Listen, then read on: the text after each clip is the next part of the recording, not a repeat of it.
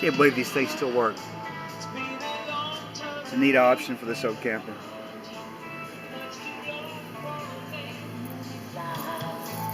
Cleaning out my porch there. One thing I don't like is that it drags off of the engine battery.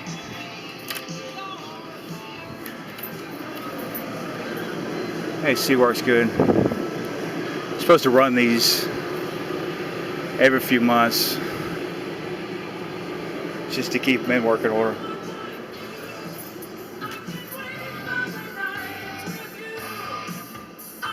Even back here, these work.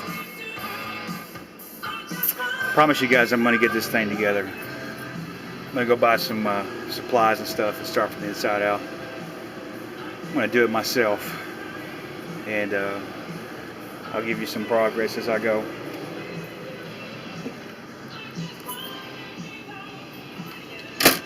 For now, enjoy my little zen area. Some old school scorpions. I scared my hummingbirds off. That's what it's all about, though.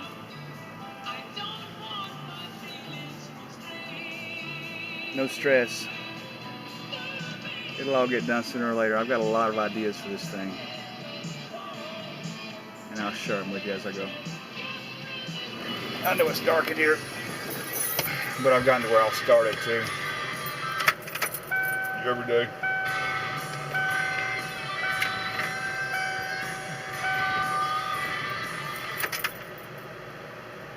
It does take a minute though if you haven't started it to get all the fuel to the injectors.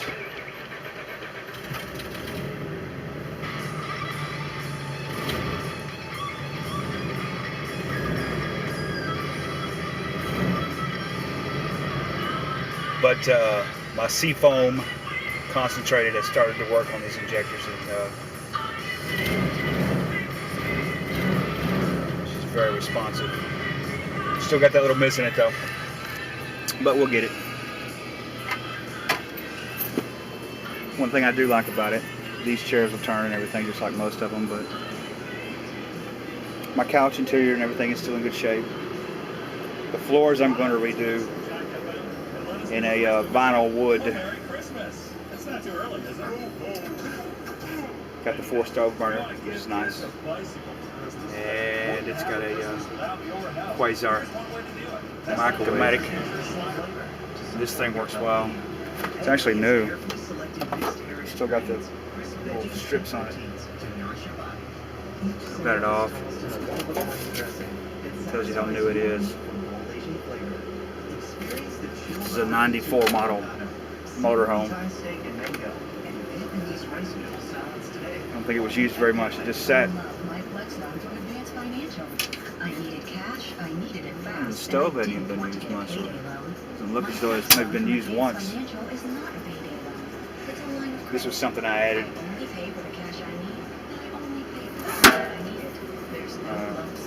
That'll come in handy one day. A little bit here and there. I'll get it. And my generator, I'm going to have to do some work on it. I think I've learned something from Nomadic Fanatic, and that is the fact that I have replaced the fuel pump. And it's not what he called a DYI pump, I think. So I think what I've decided to do, I've got a lot of space on this side. I'm going to put my solar batteries along the side, mount them there, and also beside the generator, I'm going to mount a separate gas tank just for the generator. I know my generator has more than one issue though. There's a power lead that's an issue, or just a starter. Sometimes it'll turn over, sometimes it won't. I think it's a power lead somewhere along this cable. It may be on the battery. Oh, the solenoid, I couldn't even tell you where it is. It's probably inside here.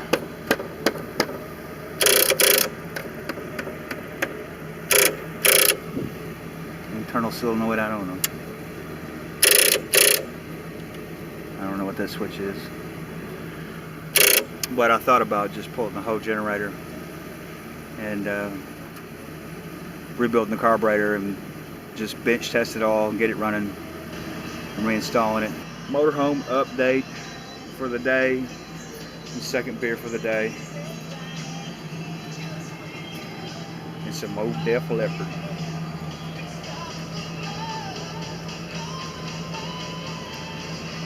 May upgrade those speakers too. Maybe not.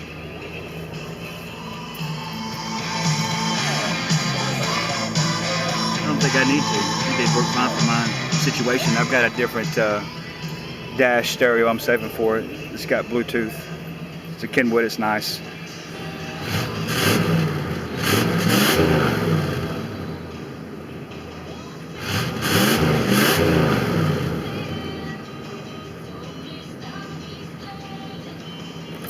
Another little feature I like.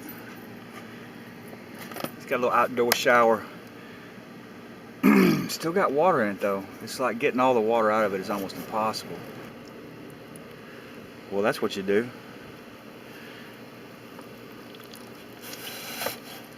You pull the hose all the way out and turn the faucets on. And apparently this holds a decent amount of water there. That's what happened to that pipe.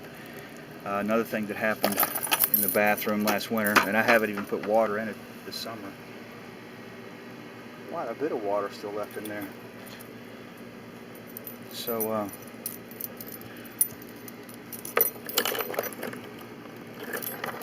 definitely we're getting close to winter, so it's kind of important. Make sure you get all the water out of your motorhome if you're not going to keep it heated. I've got some more ideas too. I've got a pancake compressor. It'll push about 120 pounds. And I've got the gas tank from a smaller car that'll fit right in here. And then I'm thinking about mounting the compressor on the frame here. And it runs off 120 volts, but if I have my solar panels, and I'm trying to decide, and I know the batteries are going to go right in this area here, and I may seal it off from the inside with an exhaust fan, especially if I use lead batteries. They make a sealed battery, you all know that. And then I also thought, well, what about just the big 12-volt batteries you see for trolling motors, deep cycle batteries? I think that's what I've decided to go with. And what I would do would be just seal it off underneath the entertainment center I plan to put on this side, where you couldn't access it from the inside, where it couldn't leak air in that part, and maybe a small outlet off of the heater, because the last heater vent comes out there. I'm going to have to maneuver it in a different place, and I will, to push air in to keep them warm. And then even if I put a little dryer vent here or something in the door, I'm going to have to cut and make a door, and I can do that. And I'm thinking about removing this window, like I said, completely, and just sheet metal over this with some 16 or 20 gauge sheet metal.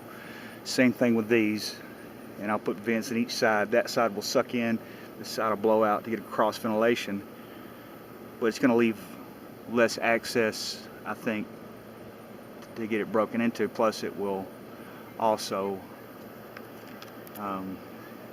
get rid of some of these leak holes. I don't need all these windows. You know, if I want to see what's outside, I'll go outside. That's where I plan on spending most of my camping time anyway. I'll leave that small window in the kitchen and the two windows in the bedroom on the side, and again, remove that back window. Another thing that you should do with your motorhome, and I'll get stung if I'm not careful, but I cleaned this out this year really well. This right here is my water heater, and since I've got, there they are, they're coming out, apparently water in it. I don't plan on putting any more water in. This is how you winterize, and I did not realize that water was in there, so it's a good thing that I'm doing that. And dirt daubers and freaking wasps love these things. I don't know if you can see in there, but there's a big ass wasp nest right there. And I've already done that the first of the year. I removed this whole exhaust port and removed everything. Apparently there was quite a bit of water in it. I didn't realize that, so we're going to go ahead and dump whatever water's been run through it. And I know there's nothing in either tank, but I'm going to go ahead and pull all the valves. There's nothing in the black tank. I do know that.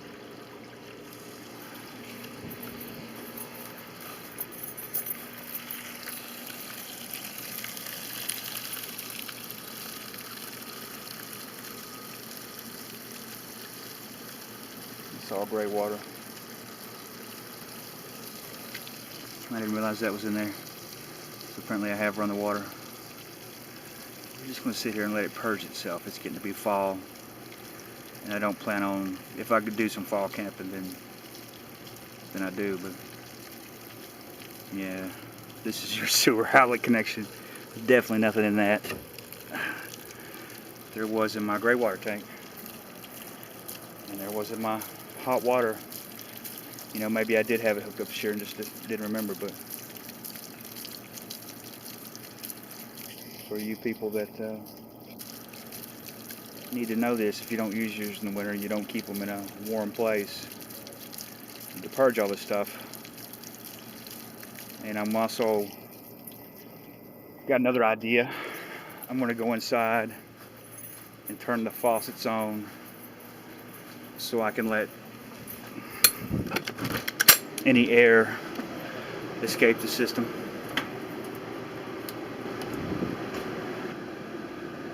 That's some LP gas left.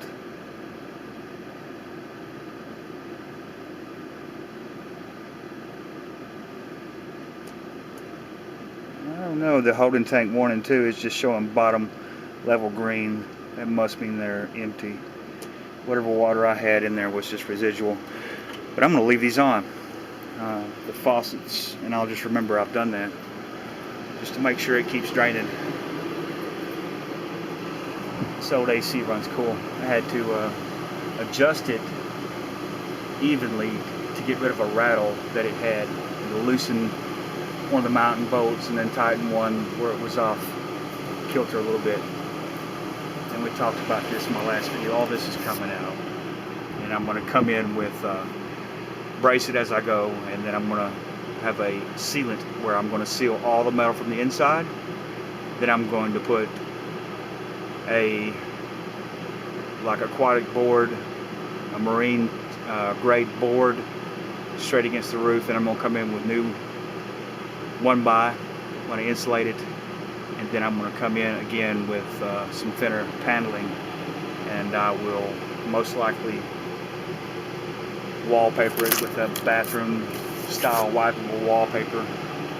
In here I think I'm going to do all carpet, and I'll have a compartment in the front there, and with a lock on it, and I'll have a gun rack in there and keep my shotgun and my whatever. And then over here it'll have some compartments and drawers for third-party camping, and then maybe a little TV. Well, I've got the TV mount here, so maybe you'd sleep with your head on the other end, and TV mount here, small LCD TV. And then here I think I'm gonna again bring all this out, and that leaves more room for our dogs too. I can put a dog bed here, and this vent I will reroute it into the corner, because it's just my girlfriend and myself, and we can use the couch, and we usually don't sit at a table anyway. But what I'm going to do, I've got some ideas on, and some hardware that would extend a table out of the entertainment center below the television, and thinking about doing it all the way across and making it where it comes out as a bar, and then out with that would come the blender and the coffee maker, you know, about this height. I'm not going to go with any bigger than probably a 32-inch flat screen anyway. We're not going to live in this motorhome, but it'd be nice to have it to camp in and be comfortable. And in here I've got an extra plug put in 2 different style AC plugs, different colors.